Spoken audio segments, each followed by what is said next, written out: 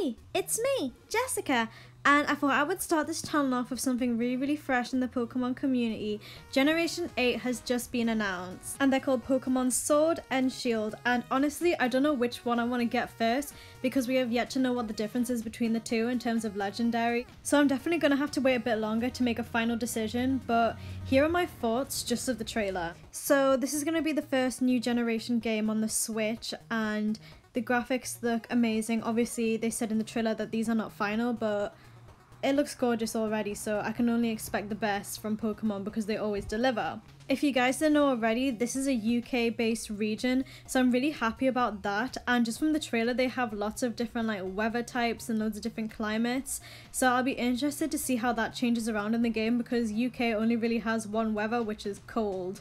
Does that even make sense? One weather? I don't know. So now let's talk about starters. The first starter that showed up in the trailer was Scorbunny, and its design is cute, it's simple, and I really like the cute little bandage it has on its little nose. I personally will not be choosing this starter because I have a personal vendetta against rabbits. So yeah, it's a no from me. The next starter, which is the one I think I'll be choosing, is the adorable little Sobble. First of all, that name is everything, and then it comes out looking all cute. Like, I just love cute things, and this hits the goal for me, and I love it. This is definitely going to be the one I choose. And then the next starter was Grookey, and in my opinion this was the most forgettable starter. While it was cute, to me there just wasn't anything about it. I feel like I've seen it before and I'm just kind of like, nah, not really my cup of tea. It's cute, but I just think it's kind of like a bit safe, you know? But while they aren't my favorite set of starters, I feel like there's a lot of potential there. I can't wait to see what they evolve into, and all of their designs are really cute, so we aren't mad. We just have to wait and see. So now I want to move on to my wishes for the game.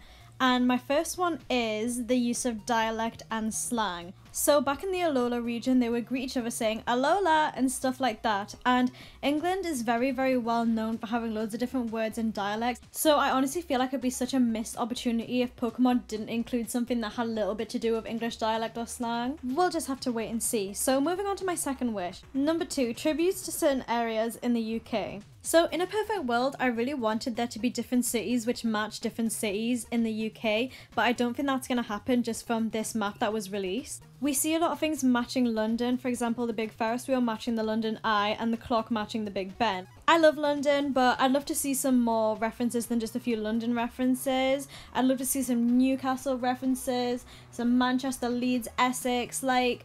Sorry, but like England is just so much more than London, so I really hope there's more than just a few London references, if that makes sense. We don't know if this map is 100% accurate of the final game, but one thing I did notice was in the northeast there was like this kind of stadium thing, and the first thing I thought of was that it's very similar to one in Newcastle, so I really hope that it's a little Newcastle reference. If not, then I guess I'll cry. My third wish, though it's very unlikely to happen, is that they would somehow include chavs in the game. So a lot of people don't know what chavs are, and the best I could describe them to would be like the English version of a redneck.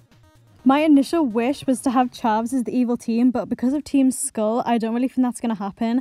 Even though the types of thugs that Team Skull were modelled after are so different to chavs, I just feel like because they already had kind of like a thug type of team, they're just not going to do another type of one, but I still think it'd be really cool if they just had like random chavs in the streets. I doubt it's going to happen, but your girl can dream! And my fourth wish is that we have a new and exciting type of league. So I'm using the word league kind of loosely, but let me explain.